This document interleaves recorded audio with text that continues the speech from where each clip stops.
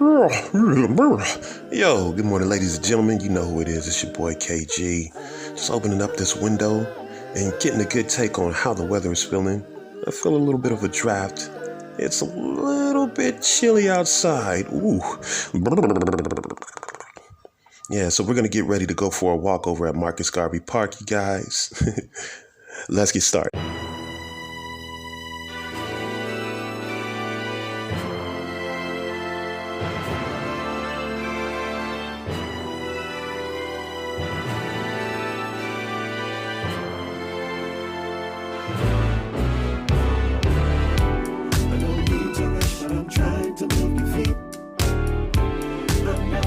Seem hard and I agree.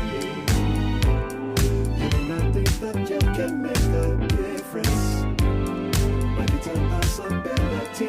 I know you've been worrying about the current situation. I got a simple message and a remedy. It's up to you and me to become the change that we want to say, or something. Well, welcome everybody to Marcus Garvey Park.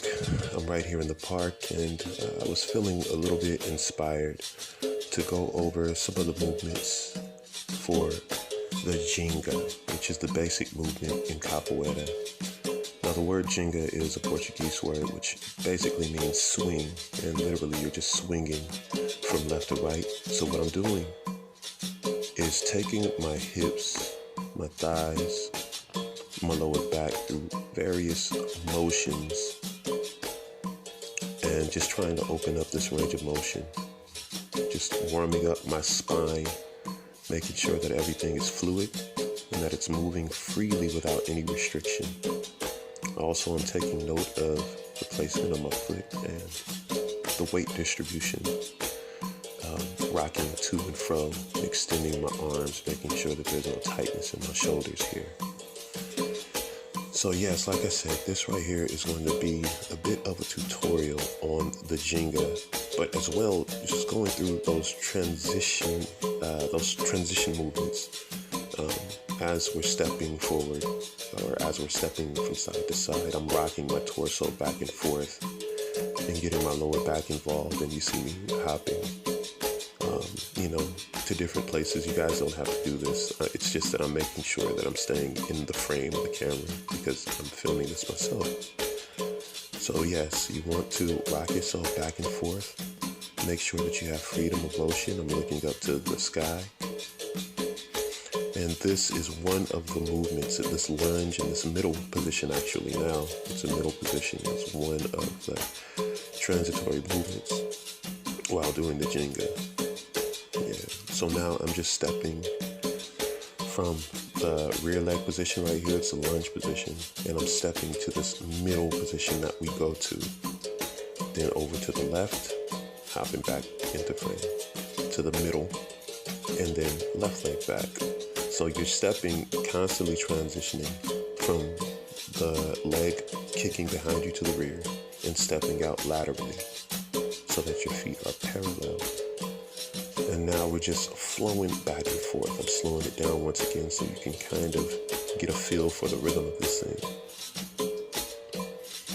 Now, you don't want to be overly concerned with arm placement right now. Just try to get the footwork and rock it back and forth. I'm shifting my weight from my lead leg to the back just to get a good feel for the weight distribution and the planting of my foot, how much of the surface area of my foot is actually planted on the ground as I'm shifting this weight.